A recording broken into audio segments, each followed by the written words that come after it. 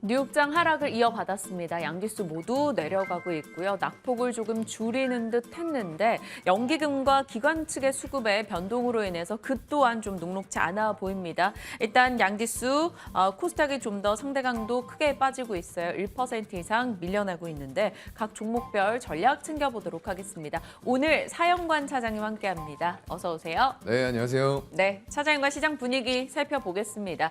확연합니다. 외국인이 사고 있는 쪽 종목들은 잘 버티거나 오르고요. 파는 쪽은 오늘 매도 나오고 있습니다. 대표적으로 반도체 쪽이 하락으로 진행이 되고 있고요. LG 에너지 솔루션 오늘 외국인의 매수가 눈에 띄는데요. 0.5% 상승권으로 버텨냅니다.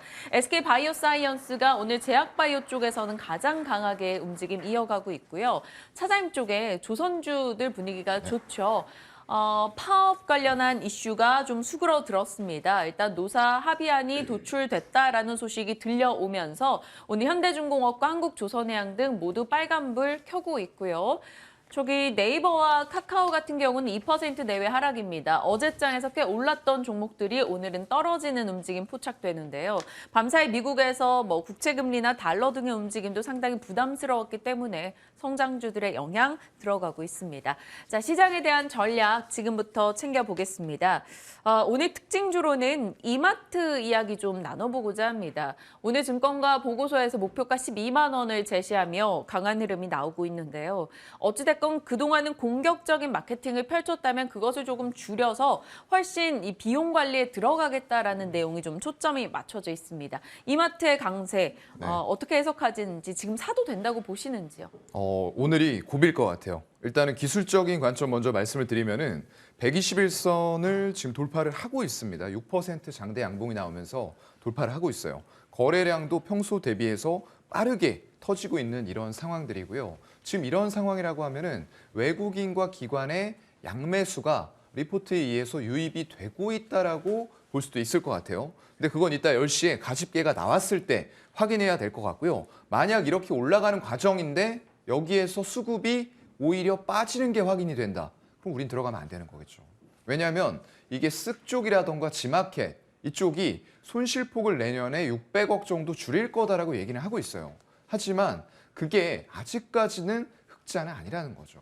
그 의미를 좀 다시 돌아봐야 될 것 같고요. 일단 지금 우려하고 있는 만약에 경기 둔화 시그널들이 현실화가 되면서 경기 침체로 이어진다라고 했을 때에는 이런 쪽들의 타격도 분명히 없을 수는 없다라고 보이거든요. 그렇기 때문에 일단 지금 시점에서는 우리가 바로 산다라기보다는 수급들을 좀 확인하면서 그동안에는 사실상 기관 쪽은 움직임이 없었어요.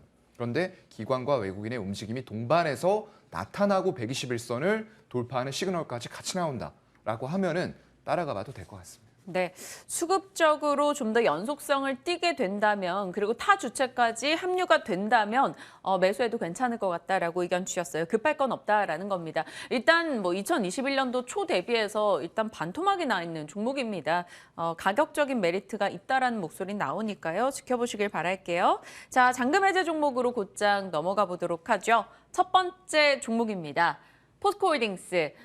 최근 들어 시장에 관심을 많이 받고 있고 내년에도 이 종목은 봐야 된다라고 맞아요. 얘기하시는 분들이 늘고 있어요. 네. 이제는 철보다 리튬 쪽에 요즘 이슈가 맞춰져 있는데 네. 포인트 잡아봅니다. 리튬이 대세. 결국에는 이 리튬 호수 얘기가 또 맞아요. 계속 나오더라고요. 네, 이거 빼놓고서는 얘기가 지금 될 수가 없는 상황이에요. 왜냐하면 철강이 기본적으로 캐시카우를 일으키는 업이긴 합니다. 그건 팩트인데요. 다만 이 과정에 있어서 지금 침수 피해라던가 중국의 수요가 결국 뒷받침이 돼줘야 됩니다. 근데 아직까지는 그런 모습들이 안 나타나고 있다는 거죠. 여기 지금 보시게 되면은 글로벌 배터리 금속의 수요 전망이에요. 물론 리튬이라는 물질이 배터리에만 쓰이는 건 아니에요. 세라믹이라던가 유리 이런 쪽들에서도 굉장히 많은 부분의 산업 비중을 차지하고 있고요. 심지어는 의약품 이런 쪽에도 쓰여요. 그렇다 보니까 지금 리튬의 수요 전망이 2021년에 38만 톤입니다. 38만 톤에서 이게 지금 계속적으로 증가가 되는데 정말로 매년마다 40에서 50만 톤 정도는 증가가 되고 있고 2030년까지 봤을 때 연평균 성장률 26% 잡았어요. 이거 적게 잡은 겁니다. 제가 볼 때는 이걸 뛰어넘어서 더 급하게 수요가 폭증할 가능성들이 높다라고 보이고요. 왜냐하면 그동안에는 테슬라라는 이 말하자면 신생업체입니다. 전기차 쪽에서는요. 갑작스럽게 나타나서 선두권으로 자리 차지했어요. 점유율이 북미에서 80%를 넘길 정도로 거의 독점 구간이었어요. 하지만 지금 어떻게 됐죠? 점유율이 65%까지 떨어졌습니다. 10월 말 기준으로요. 그건 왜 그렇죠? 예전에 내연기관차 공룡들이 전부 다 생산 라인을 이제는 전기차로 전환을 하고 있다는 거예요. 거기다가 그런 업체들은 픽업 트럭이라던가 이런 미국에서 잘 팔리는 차들에 대해서 노하우도 많이 확보를 하고 있어요. 그렇기 때문에 점점 미국 시장이 열릴수록 테슬라와 안타깝게도 현대 기아의 점유율도 떨어질 가능성이 좀 있다고 보거든요. 그런 부분들 때문에 하지만 전체적인 판매 대수라던가 시장은 분명히 파이는 커지고 있습니다. 그렇다고 하면 리튬 수요는 폭증이 될 수밖에 없고요. 특히나 이제 수산화 리튬 이런 쪽들의 정제 이런 것들이 굉장히 중요해질 수밖에 없는 거겠죠. 이 아까 염호를 말씀을 하셨는데 네. 이 정제 기술을 일찌감치 확보를 했어요. 그러면서 2018년 정도였나요? 그때 아르헨티나 염호를 하나 확보를 했습니다. 맞아요. 그쪽에 7,700만 평 정도가 되는 땅을 확보를 했는데 이제 염호에서 불순물을 제거해야 돼요. 마그네슘이라던가 칼슘 같은 것들을 제거하고 이쪽에서 쓰이는 이제 포스코의 방식은 포스 LX라고 해요. 포스코 리튬 익스트랙팅이라고 하는데 이걸 추출하는 기술입니다. 그런데 여기다가 인을 추가해서 인산 리튬 형태로 먼저 추출을 해야 되고요. 거기에서 다시 탄산 리튬, 고순도의 탄산 리튬이 들어가는 게 LFP 배터리예요. 그리고 거기에서 한 번 더 정제를 하게 되면은 수산화 리튬이 들어가는데 우리나라 배터리 3사가 하고 있는 하이니켈 배터리, NCM 9반반이라던가 그리고 NCA 같은 쪽에 쓰일 거기 때문에 중국은 그냥 중국에서만 팝니다. 이거 LFP 배터리 가능성 별로 없어요. 어차피 전부 다 하이니켈 쪽으로 갈 수밖에 없는 게 에너지 밀도가 높고 더 뛰어난 성능의 배터리를 우리가 하고 있다라는 부분은 분명히 좀 기억을 하셔야 될 것 같습니다. 그렇다면 이 수산화 리튬에서 포스코홀딩스가 얼마나 타사 대비 경쟁력을 낼 수 있는가, 그 생산량을 늘려갈 수 있는가가 관건일 것 같은데요. 네, 맞아요. 일단은 아까 말씀드렸던 이 수산화 리튬이라는 게 양극재 쪽으로 들어가서 이제 같이 배합이 되는 물질이거든요. 굉장히 중요한 역할을 하는데 지금 리튬의 가격이 급등을 했습니다. 탄산 리튬 가격이 톤당 1억을 넘어갔죠. 그렇다 보니까 이게 1년 전만 하더라도 전체 양극재 만들 때 들어가는 비중들, 예를 들어서 니켈이라던가 리튬, 뭐 망간, 코발트 이런 것들의 비중을 봤을 때 가격 비중이 그때만 해도 한 30% 밑이었어요. 근데 최근에 얼마 정도의 가격 비중을 차지하느냐? 70%가 넘었습니다. 그렇다 보니까 이 리튬을 확보하려는 전쟁들이 벌어지고 있는 거고요. 일론 머스크 같은 경우에 이 리튬 정제 사업에 대해서 그냥 돈을 찍어내는 면허다라고 얘기를 할 정도로 본인이 전기차 완성차를 하고 있는데 그거보다도 훨씬 갑의 위치에 있다라는 걸 그런 단어로서 이제 표현을 한 거죠. 그래서 포스코 쪽은 포스코 HY 클린메탈이라고 있는데 이쪽에서 재활용을 통해서 리튬을 생산을 합니다. 뭐 폐배터리 이런 형태들도 될 수가 있는 거고요. 내년 1분기에 1공장 가동 시작하고 3분기에는 판매가 개시될 것 같아요. 그리고 포스코 필바라 리튬 솔루션이라고 있는데 이쪽은 정광형이에요. 광석 형태로. 우리가 예를 들어서 리튬 광산이 있다 하면 거기다가 폭탄 빵 터뜨려가지고 광석을 가지고 와서 거기에서 탄산 리튬 추출하고 거기서 한 번 더 정제해서 수산화 리튬 되고 이런 과정이라고 생각하시면 될 것 같고요. 23년 하반기에 4만 3천 톤 그리고 포스코 아르헨티나가 24년 하반기에 또 2만 5천 톤의 설비가 완공될 예정에 있다라고 합니다. 그래서 26년에 봤을 때는 그룹 전체적으로 생산 능력이 연 10만 톤 이상이 될 것으로 전망이 되고 있고요. 이게 올해 기준으로 생산량으로 봤을 때는 전 세계에서 고순도의 이제 포나인이라고 하는데 99.99%의 수산화 리튬을 정제해낼 수 있는 곳은 5손가락 안에 꼽아요. 그렇기 때문에 핵심은 자원이라던가 이런 거를 보유하고 있는 게 아니에요. 왜냐하면 정말로 쓸데있는 염호는 3%밖에 안 돼요, 전 세계에서. 나머지 97%를 어떻게 활용해서 고순도의 수산화 리튬을 정제할 수 있느냐. 이게 핵심입니다. 그 면에서 포스코홀딩스가 갖고 있는 기술력 부분을 좀 초점을 맞추신 건데 이 종목에 관심은 가요. 그리고 올해 4분기에 가장 뜨거운 흐름을 보여주기도 했고요. 다 좋은데 수급적인 면을 들여다봤을 때요. 네. 이 4분기에 상승을 이끈 건 결국에는 기관 투자자였습니다. 맞아요. 외국인은 거의 줄곧 매도 대응을 보였는데 이제 또 연말이에요. 기관 투자자들 또 이제 살짝 문 닫으시기 되고 이러면 맞아요. 이거 네. 이익 실현하고 외국인도 지금 매수 전환 안 되면 네. 사실 이 종목 차익 실현 나올 명목은 충분하잖아요. 아무래도 그렇죠. 단기간에 좀 리튬이라는 부분에 가격 급등세에 힘입어서 단기 수익률 게임이 들어왔다라고 볼 수도 있을 것 같아요. 왜냐하면 연말이기 때문에 그동안 시장이 어려운 상황에서 성과를 제대로 내거나 한 쪽이 별로 없습니다. 그렇다 보니까 이제 연말이 되고 하니까 바빠진 거죠. 수익률 게임으로 지금 들어왔던 부분들인데 말씀해 주신 것처럼 지금 이 제 화면에서 보시는 것처럼 네. 9월부터 해서 외국인들의 지분율이 계속 줄어들고 있어요. 9월 초만 하더라도 54.3%의 지분율을 가지고 있었는데 지금 현재는 51.4%예요. 2%가량이 줄어들었는데도 네. 올라갔던 이유는 말씀드렸던 대로 투신 연기금 사모펀드 금융투자 이런 쪽이 빨갛죠. 이쪽에서 이제 수익률 게임이 들어왔기 때문에 이런 과정들을 거쳤는데 일단은 1차적으로는 목에 찼어요. 일봉상으로도 지금 2020년 4월과 고점을 만들었고요. 주봉으로 가면 더 확연하게 잘 보입니다. 네, 31만 원 언더 부근에서 매물대가 두텁게 자리 잡고 있고요. 월봉으로 가도 잘 보이죠. 네, 마지막 매물대와 이평선이 기다리고 있기 때문에 여기에서 우리가 신규 매수를 할 것이냐라는 관점에 대해서는 조금은 고민해 볼 필요는 있어요.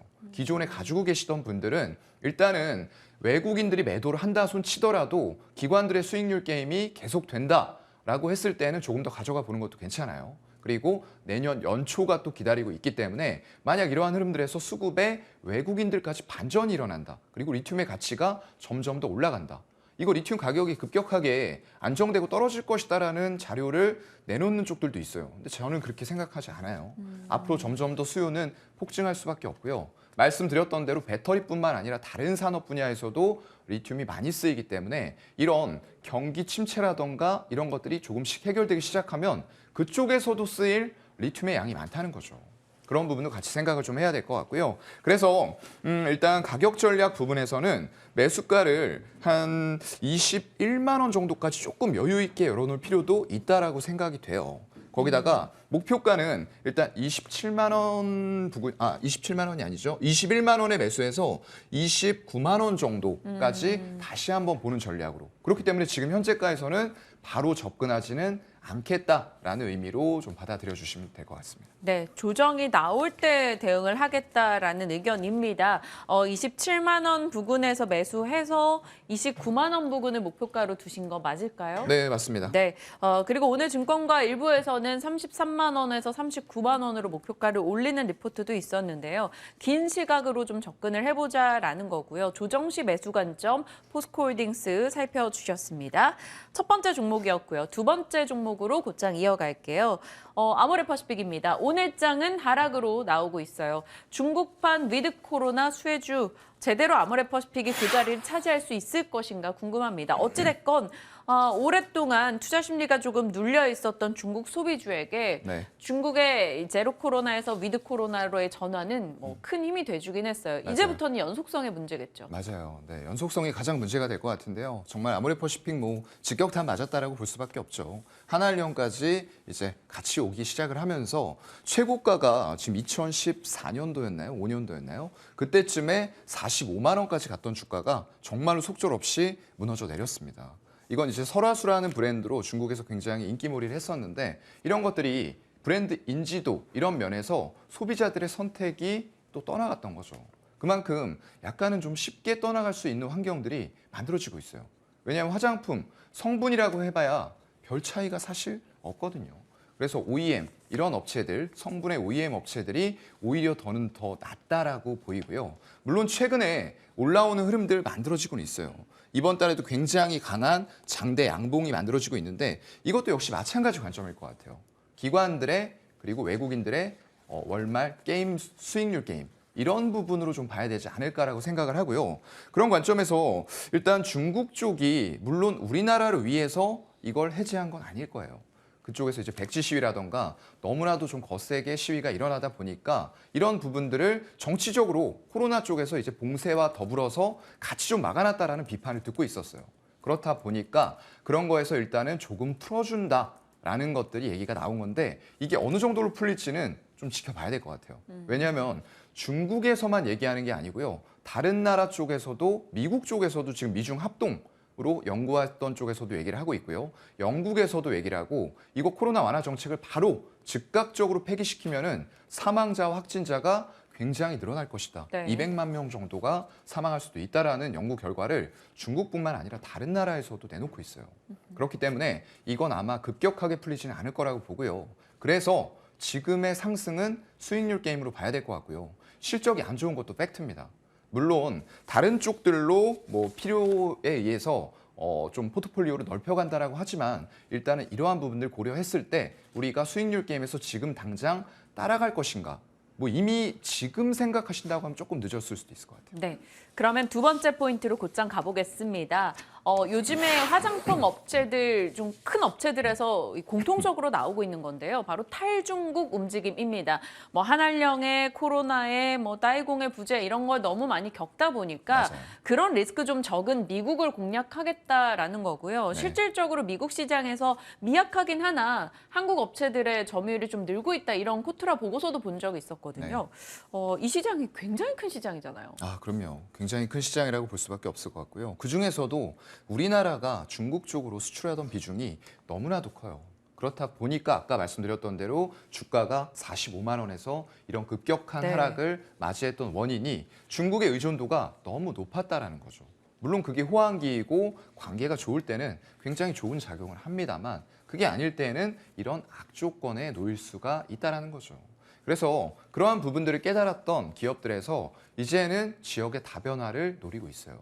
일본이라던가 뭐 미국, 유럽 이런 쪽들로 포트폴리오를 확대하는데 과연 이게 단기간에 중국에서 얻지 못하는 수익들을 커버해 줄 수 있을 것인가? 라는 문제로 들어오면 아니라는 거죠. 그렇기 때문에 감익은 불가피하다라는 부분이 결국에는 팩트가 될 것 같고요. 그런 부분에서 아까 말씀드렸던 대로 중국의 리오프닝은 급격하게 열리지는 않을 것 같아요. 일단 단계적으로 완화가 되면서 내년 상반기 정도까지 계속 조금씩 진행이 되지 않을까라고 생각을 하는 부분이고요. 그렇기 때문에 이렇게 열린다라고 했을 때에도 우리가 생각해 볼 문제가 하나 더 남았어요. 예전처럼 우리나라의 제품에 대해서 중국 소비자들이 선택을 해줄까라는 문제가 또 남아있는 거죠. 왜냐하면 아까 말씀드렸던 대로 브랜드의 인지도, 충성도가 화장품 쪽은 저는 상대적으로 약하다고 생각을 하고요. 어차피 브랜드 마케팅입니다. 그렇기 때문에 이 마케팅 측면에서 중국이 쓸 수 있는 자본은 어마어마해요. 거기다가 지금 중국의 반도체 굴기라던가 이런 부분들을 전 세계에서 꺾으려고 하는 움직임들이 나타나고 있기 때문에 이런 화장품 어차피 공장이라던가 이런 시설들을 세우는 데 있어서 대규모의 자본이 로컬 브랜드로 들어가서 그걸 더 대규모의 자본으로 마케팅을 할 수가 있다는 거죠. 네, 그런 부분들도 고려를 해야 될 것 같습니다. 네. 그래서 탈중국 움직임 속에서 뭐 미국향 이런 쪽을 많이 공략을 하고 있다라는 얘기인데요. 리스크 요인은 없을지 궁금합니다. 이게 수익률 게임이면 사실 지금으로서 대응은 어렵잖아요. 맞아요. 네, 일단은 말씀드렸던 대로 계속 지금 올라왔던 부분은 수익률 게임으로 볼 수도 있는 그런 상황일 것 같아요. 왜냐하면 아까 말씀드렸던 여러 가지 요인이 있기 때문에 최근에 이제 연말 수익률 게임의 복합적 효과로 주가는 많이 올라왔는데 과연 이게 정말로 다른 지역들이 중국의 실적들을 커버해 줄 수 있을 만큼 올라와서 주가가 올라온 거냐 이런 거 생각은 좀 해볼 필요가 있다라고 생각이 되고요. 중국의 의존도를 낮추기는 낮춰야 됩니다. 하지만 급진적으로 낮춰지는 과정에서 이런 다른 먹거리들을 곳간에다가 채워놓는 부분들도 분명히 필요하겠다라는 관점으로 말씀을 드리고요. 가격 전략은 네. 일단 추세적으로는 뭐 괜찮다라고 보여요. 그렇기 때문에 우리가 트레이딩을 한다라고 접근했을 때는 눌림목 마지막 일봉 이평선상에서 대기하고 있는 11만 원 정도까지 매수가 가능할 것 같고요. 목표가는 1차적으로 15만 원 정도로 보도록 하겠습니다. 네. 아모레퍼시픽에 대해서도 살펴주셨어요. 최근에 많은 관심을 받았던 두 종목, 그것도 대형사 위주로 오늘 전략 주셨으니까요. 그 가격 전략들 좀 세세하게 살피며 대응하시길 바랄게요. 오늘 교보증권의 사용관 차장님과 함께했습니다. 고맙습니다. 네, 고맙습니다.